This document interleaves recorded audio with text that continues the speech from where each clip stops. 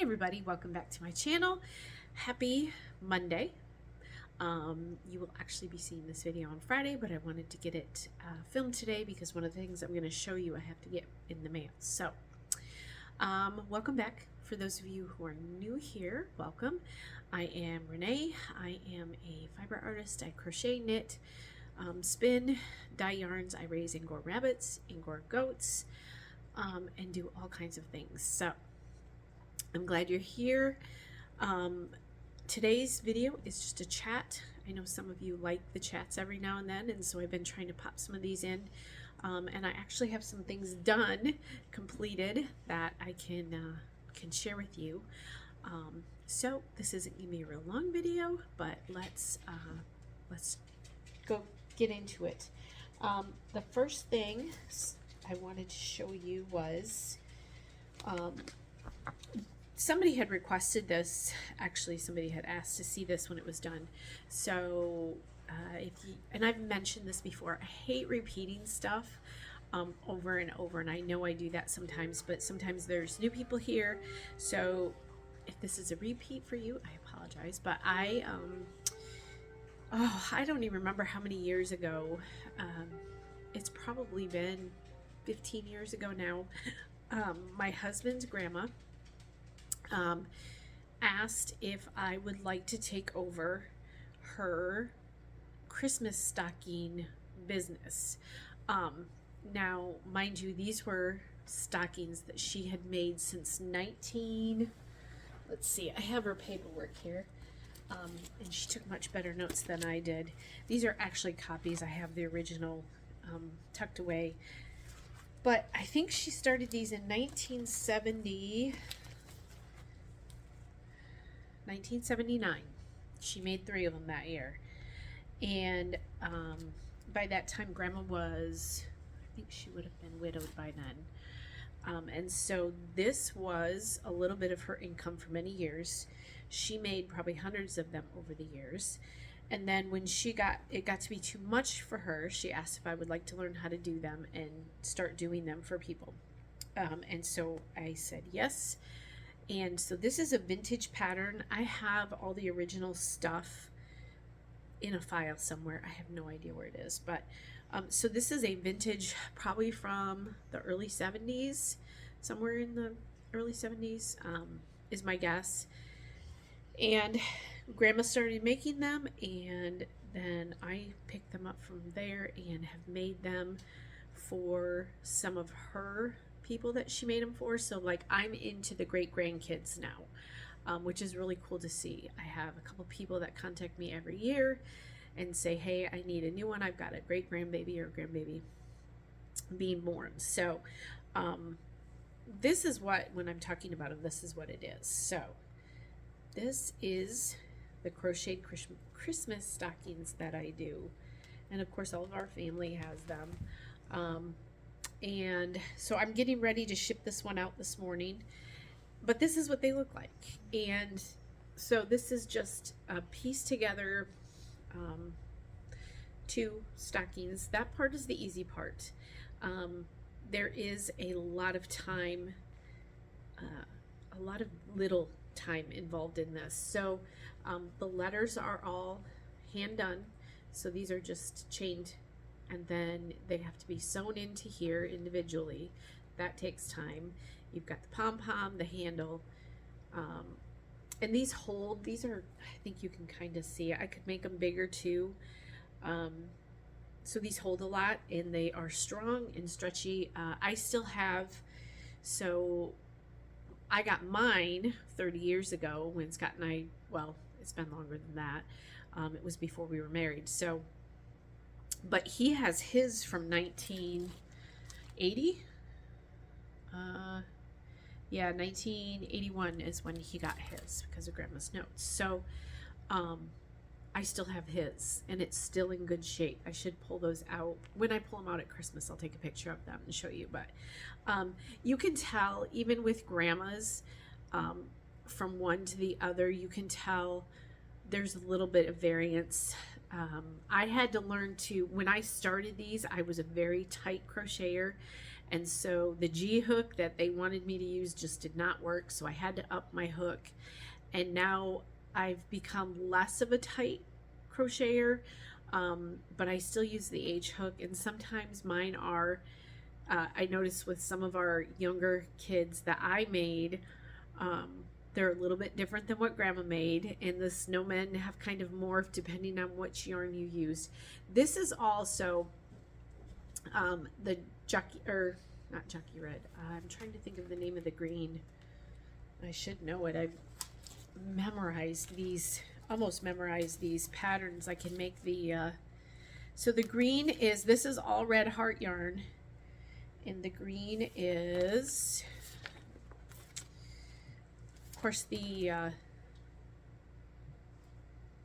let's see, what is the color? I know it's here somewhere.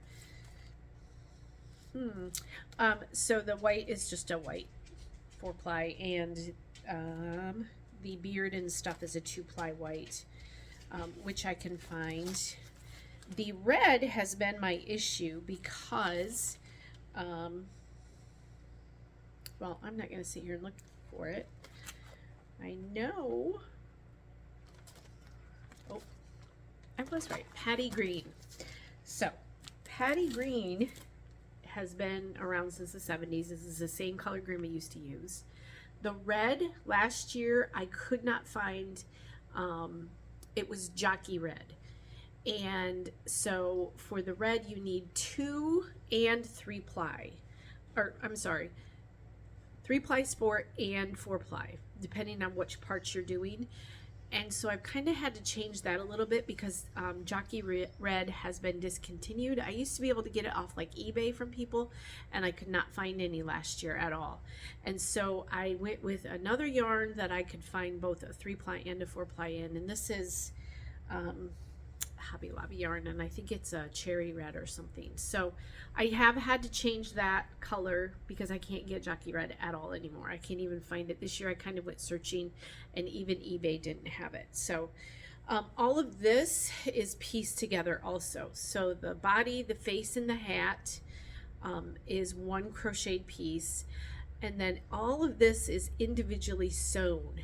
So that's what takes the longest on these. It is all pieced together. So even like I think about what Grandma charged for these back in the day. I think she charged $30 or $35 back in the 80s, 70s, and 80s when she was selling them.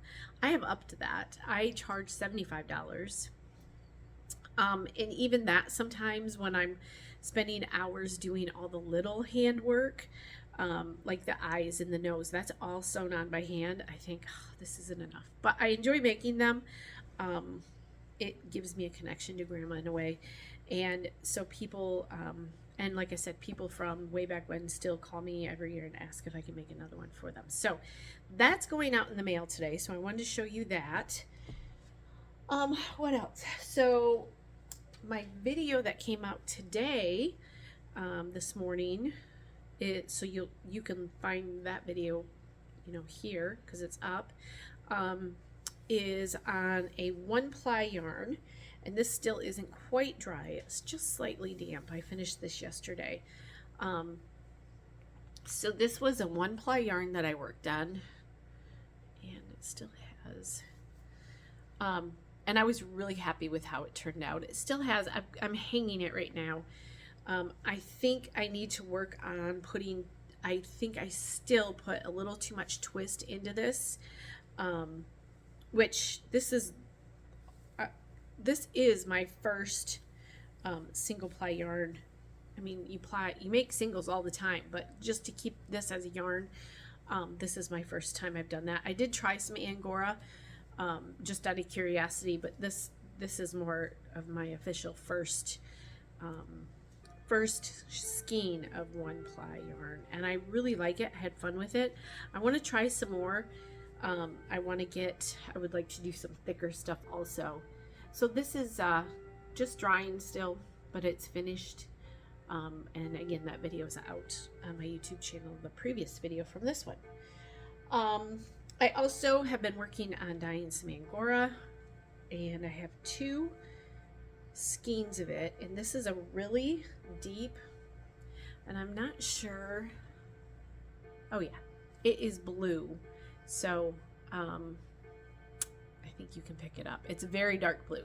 I wanted like a dark navy blue or midnight blue, and that's what I got. Both of these skeins were different natural colors of my Angora. And you can see that, and we've talked about this. I have another video on how the natural colors pick up fiber differently. I'll try to remember to link that one too.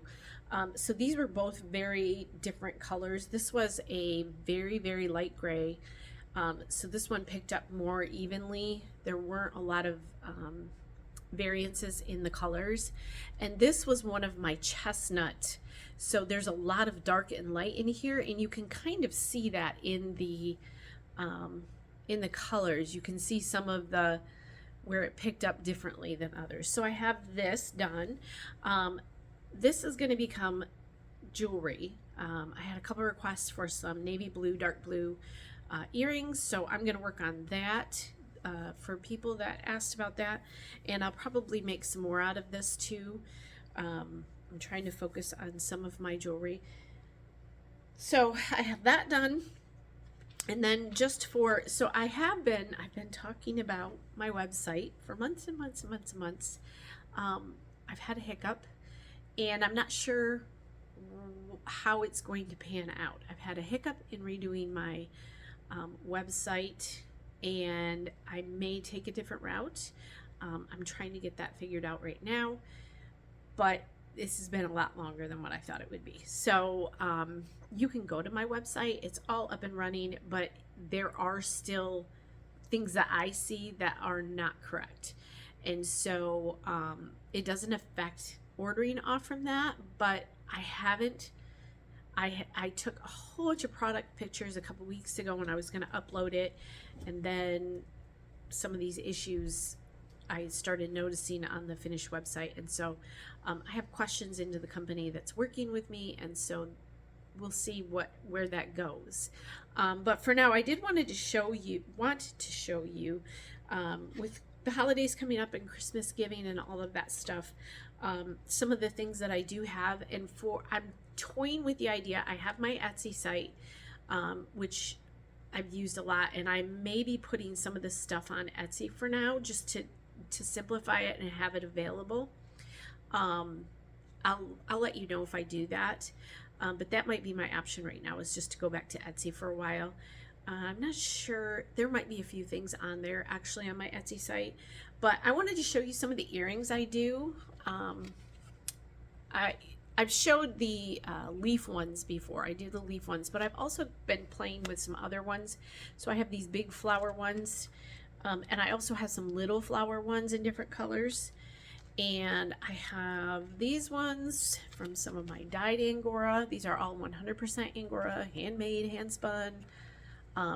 These are bigger circles, dyed, and these are just a few of the ones I have. And then I have smaller circles dyed. So I do have a ton of earrings on hand right now. If you are interested, you could always message me too, and I would be glad to work something out. Again, I may be popping all of these onto my Etsy account just so that they're out there. So yeah, so there's some things. If you have a yarn person in your life that you need a gift for, that might be something fun to give them besides some yarn. So of course, who doesn't like yarn? But also in my shop, I have available, I've talked about these. I think I did one video on them. I can't remember if it was a video or if it was a reel, but my husband and I worked on, let's see, I can't get this one out. We have been working on resin drop spindles, and so I have quite a few in stock right now. So this one is one of them, and this one has rabbits, little rabbit figures, and there's a couple sheep figures. So that's one of them that we have. That might be a better way to show it. So it's clear. I have several of these available, and again, these are on my website. The new ones are not on the website. I should just go add them because I know that that listing is all there and correct. But we've worked on a flower design also. Oops. And so these would, they ship flat, and then you just have to super glue them in the spindle part right here. So this one is a flower design. Let me see. It's got some glitter in it. It's just kind of fun. Okay, so the second one is the flower, which we have made. These are really heavy, which I like. I'm a fan of heavy drop spindles because you get spin going on them, and it keeps the momentum up. And so these are great for drop spindles if you have previous drop spindle experience. They're really great. With beginners, I think I would go with a lighter one to start with, but these make awesome supported spindles like on the table or the floor.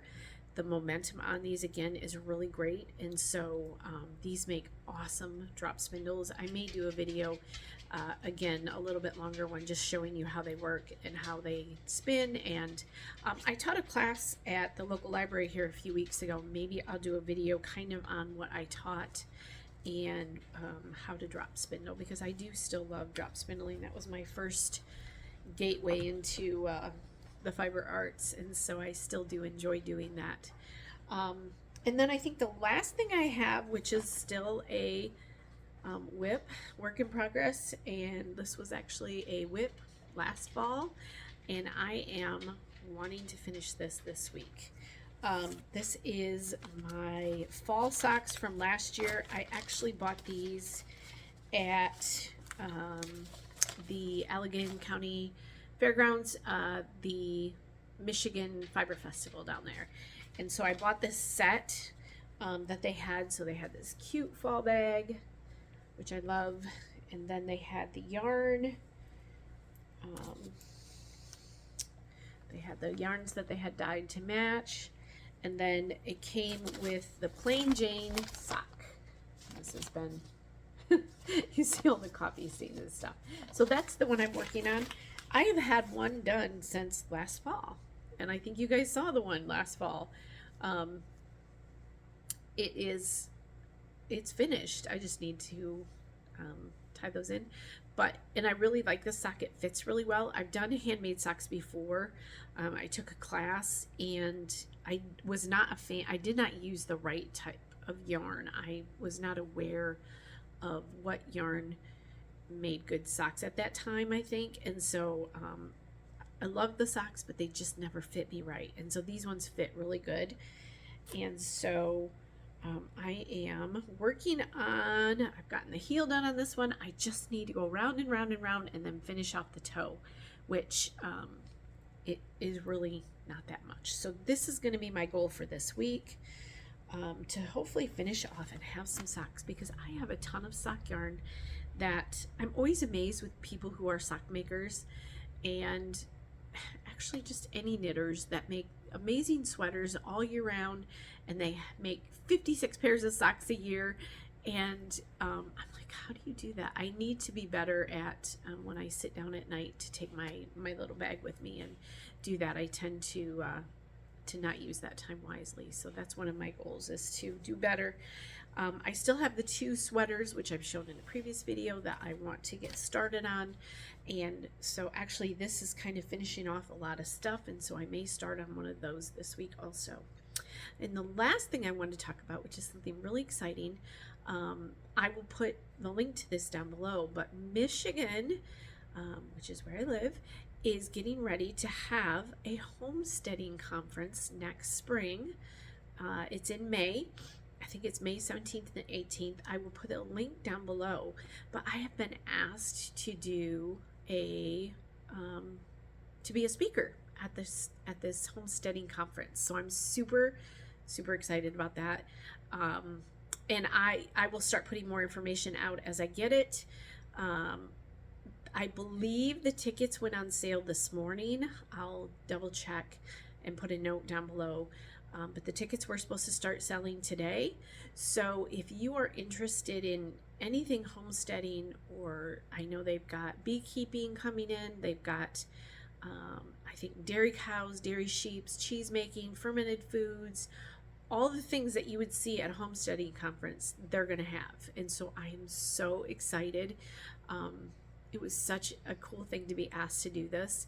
And I hesitated, and my husband's like, why are you even not thinking about doing this? And I'm like, you're right. This is like my dream, my goal with all of this that I've been doing the last 20 years. So I'm super excited about that. So I will be there. And they will have vendor booths. I don't know what that's going to look like yet. Again, it's kind of it's not preliminary because it's already been set. The tickets go on sale today. But as more information comes out, I will share that with you. And it is in Lake Odessa, Michigan, is where it's going to be, which is about a little over an hour south of us, which is wonderful. I don't have to drive. That's the thing, when you live in Michigan, you're driving in the middle of Michigan anyways. You're driving 2 to 3 hours just to get anywhere here, especially where we live more north. Everything's a distance away. So it's only going to be an hour and a half away, which is super nice.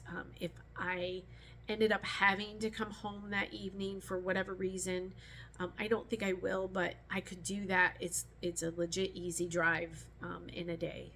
So, and it's going to be pretty central where they're having it in Michigan. So it's a pretty central location, more southern, but it's not bad. So I will keep you posted on that and all of the stuff that's coming up with that. Yeah. So I think that's it. You can tell by my hat that we have switched to cold weather. It's October 30th tomorrow. We have snow coming in. Nothing major, but there is snow coming in, and I see we've got 20s coming for some of the nighttime temps. So I am ready. Bring it on. I'm ready for the cold and the snow. And I am going out to rake leaves today because there are a million of them in our yard. So I hope you guys have a fantastic Monday, that you had a good week, and I hope you got to create something. Have a great day. Bye.